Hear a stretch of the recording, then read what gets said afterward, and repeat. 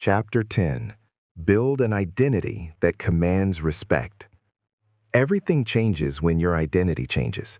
Not your goals, not your strategy, not your environment. Your identity. Identity drives action. Read that again. Identity drives action. You don't rise to your goals.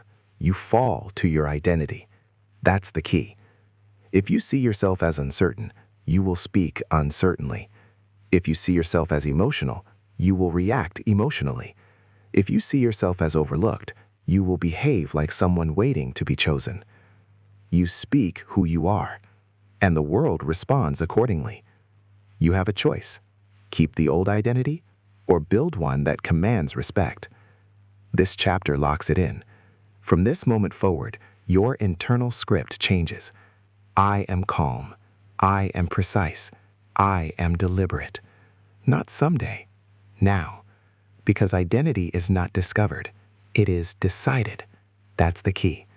Let's break this down. Most people try to change behavior without changing identity. They say, I will try to be more confident. Wrong frame. Confidence is not a behavior. It is an identity standard. Instead say, I am someone who speaks clearly. I am someone who pauses before reacting. I am someone who does not chase approval. Identity drives action. When your identity shifts, behavior follows automatically. If you identify as a disciplined person, you don't debate whether to work out. You train. If you identify as a calm leader, you don't argue emotionally. You respond strategically. You speak who you are. Now understand this. Respect is not requested. It is transmitted through posture, through tone, through pacing, through boundaries. And all of it begins internally. It's not about personality. It's about discipline. You don't need to be loud. You don't need to be charismatic. You don't need to dominate conversations. You need to be grounded. Grounded in who you are. I am calm. Calm people do not rush their words. Calm people do not overexplain.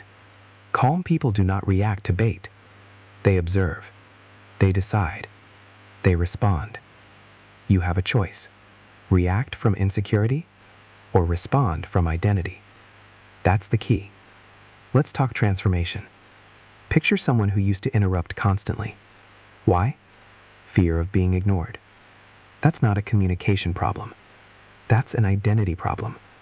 They saw themselves as unheard. The shift? I am someone worth listening to. Now they pause.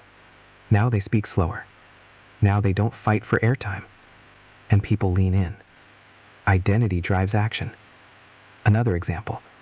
Someone who used to over-apologize. Sorry, just a quick thought.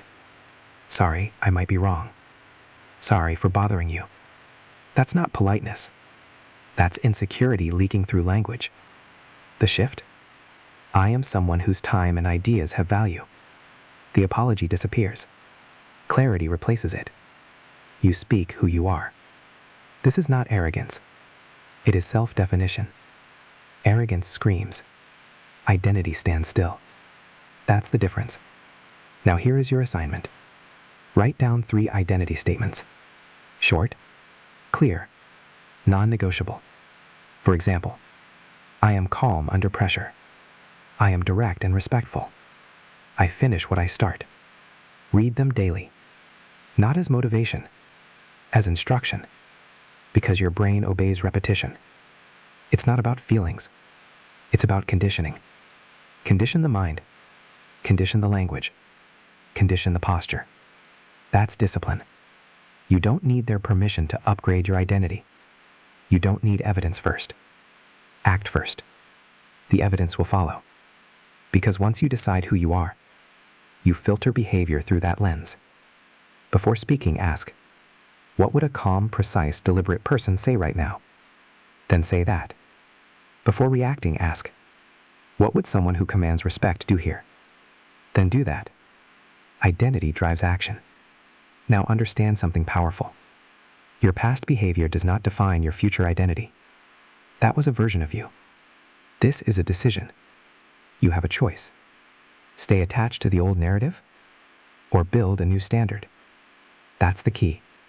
When identity shifts, communication becomes effortless because there is no internal conflict, no neediness, no overcompensation, no emotional leakage, just alignment. Alignment creates authority. Authority creates respect. Respect creates influence. And influence creates opportunity. You speak who you are. If you believe you are small, your voice will shrink.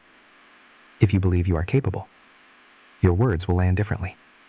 If you believe you are disciplined, your tone will stabilize. This is why self-leadership matters. Because leadership begins inside. Not with followers. Not with titles. With identity. It's not about talent. It's about discipline. Talent is inconsistent. Discipline is predictable. And predictable strength builds trust. Let's go deeper. Identity is reinforced by standards. What do you tolerate? Disrespect? Excuses? Your own procrastination? If you tolerate it, you identify with it. Raise the standard. I am someone who keeps promises. I am someone who protects my time. I am someone who controls my emotions. Then enforce it, even when it's uncomfortable. Especially when it's uncomfortable. That's where identity solidifies. You don't need their permission to hold yourself to a higher level. You only need consistency. Small actions, repeated daily, aligned with identity. That's the key. And here's the final truth. The world treats you the way you teach it to treat you. Through boundaries, through tone, through posture, through consistency. All of it flows from who you believe you are. So decide carefully. Because identity drives action, and action builds your life. From this chapter forward, you are not trying to be respected. You are becoming someone who naturally commands it. Calm, precise, deliberate. You speak who you are. You mastered your reactions. You mastered your results. Now you have mastered your identity. But identity must be protected, because the world will test it. Next, we step into the final discipline, the one that keeps your identity unshaken under pressure. You don't need louder words. You need stronger control. Powerful communication is not talent. It's discipline. You learn to stop explaining, to slow down, to choose silence over noise, clarity over emotion, results over validation. You have a choice. Speak like everyone else, or speak like someone who decides outcomes. From this moment forward, pause before you speak. Cut unnecessary words. Remove emotion. Deliver with intent. Let your presence do the talking. Let your results confirm it. That's the key. Now here's your challenge.